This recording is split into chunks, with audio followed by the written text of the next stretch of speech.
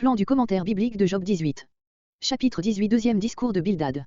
Job a traité ses amis de consolateurs fâcheux, Job 16.2, de moqueurs, Job 16.20 et Job 17.2, de traîtres, Job 17.5, il les a mis au défi de lui parler sensément, Job 17.10. Ils ne peuvent garder le silence. Bildad n'apporte pas de pensée nouvelle, mais il devient plus incisif, il applique directement à Job les vérités énoncées déjà par Éliphaz. Par son caractère sentencieux, ce discours rappelle celui du même interlocuteur au chapitre 8. Bildad commence par repousser les prétentions ironiques et présomptueuses de Job, versets 2 à 4, puis il aborde son sujet en décrivant le sort qui attend le méchant, versets 5 à 21, on sent dans ce morceau les allusions personnelles. Verset 2. Versets 2 à 4. Prétentions de Job repoussées. Jusqu'à rang. Les discours de Job devaient paraître tout particulièrement longs à celui de ses amis qui semble s'appliquer le plus à la brièveté. Voir déjà Job 8.2. Job aussi leur reproche leur prolixité, mais de sa part l'impatience se comprend mieux que de la leur. Ferez-vous.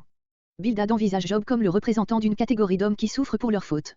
Job et ses amis sont regardés par l'auteur comme des types, Bildad dépeint une situation et non seulement des individus. Les interlocuteurs personnifient pour lui des idées ayant cours de son temps. La chasse aux mots, c'est-à-dire, prononcerez-vous des discours qui n'ont pas de fond, qui ne sont que des mots. Ensuite nous parlerons, avec quelque espoir de nous entendre. Verset 3. Job n'est pas allé aussi loin que cela, Job 17.4, Job 17.10. Bildad dénature sa pensée pour le mettre dans ses torts. Verset 4. Il parle ici de Job à la troisième personne, pour l'interpeller directement dans ce même verset. Est-ce qu'à cause de toi? Te crois-tu si important que, pour te donner raison, les lois divines et naturelles doivent être changées? Tu as beau dire et beau faire, la félicité des méchants finit toujours par s'éteindre, verset 5. Verset 5. Verset 5 à 21. Le sort des méchants. Verset 6. Sa lampe s'éteindra, la lampe suspendue au milieu de la tente et qui éclaire toute sa famille et toutes ses richesses. Verset 13. Le premier-né de la mort. Les maladies sont les enfants de la mort aux yeux des poètes orientaux, la plus terrible, la lèpre, et l'aîné, Genèse 49.3. Verset 14. Job. Il se confiait, comptait y vivre en paix. Verset 15.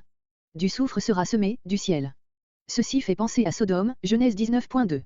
Verset 19. Il y a ici une allusion transparente à Job qui a perdu tous ses enfants. Verset 20. Son jour, son sort.